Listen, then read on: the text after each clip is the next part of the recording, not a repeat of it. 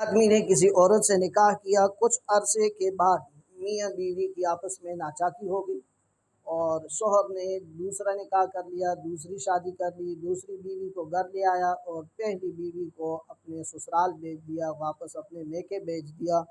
اور اس کا نان نفقہ بھی نہیں دیتا اور اس سے یہ مطالبہ بھی کرتے ہیں کہ میں آپ کو طلاق بھی نہیں دوں گا، جبکہ عورت یہ کہتی ہے کہ آپ مجھے یا تو طلاق دے دو یا میرا نان نفقہ وغیرہ ادا کرو۔ تو آیا اس صورت میں کیا عورت اس آدمی کو کچھ مال دے کر اپنی جان اس سے چھڑا سکتی ہے یا نہیں؟ یا عورت کے سامنے جو خاوند ہے وہ خاوند عورت سے یہ مطالبہ کر سکتا ہے یا نہیں کہ کچھ مال مجھے دے دو، میں آپ کو طلاق دے دیتا ہوں؟ تو یہ بات ذہن میں رہے کہ شریعت مطہرہ نے میاں بیوی کے ایک دوسرے کے اوپر حقوق رکھے ہوئے ہیں۔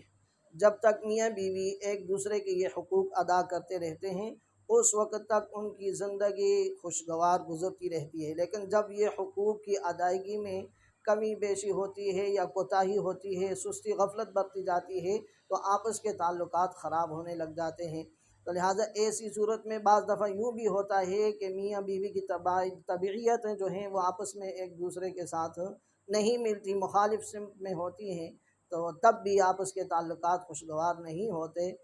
حالات زندگی دن بدن مشکل ہوتے جاتے رہتے ہیں۔ تو ایسی صورت میں اگر خدا نخواستہ کوئی ایسی صورت پیدا ہو چکی ہے کہ میاں بیوی کا آپس میں ایک جگہ رہنا مشکل ہو چکا ہے اور آئندہ کی زندگی اور مستقبل میں بھی ایسی کوئی امید نہیں ہے کہ ان کی زندگی آپس میں خوشگوار گزر سکے گی، تو ایسی صورت میں اگر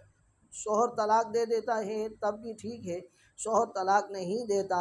اور عورت یہ کہتی ہے کہ مجھ سے کچھ مال لے لو اور بدلے میں خلا لے لیتی ہے اس سے، تو اس صورت میں عورت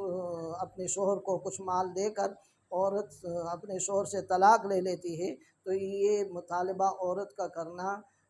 اپنے خاوند سے کہ مجھے طلاق لے لو، مال مجھ سے بے شک لے لو، یا اور مرد کا یہ کہنا کہ کچھ مال دے دو میں آپ کو طلاق دے دیتا ہوں، اس کو خلا کہتے ہیں، تو یہ صورت بالکل ٹھیک ہے، جائز ہے، ایسے میں ان کی جدائی ہو سکتی ہے۔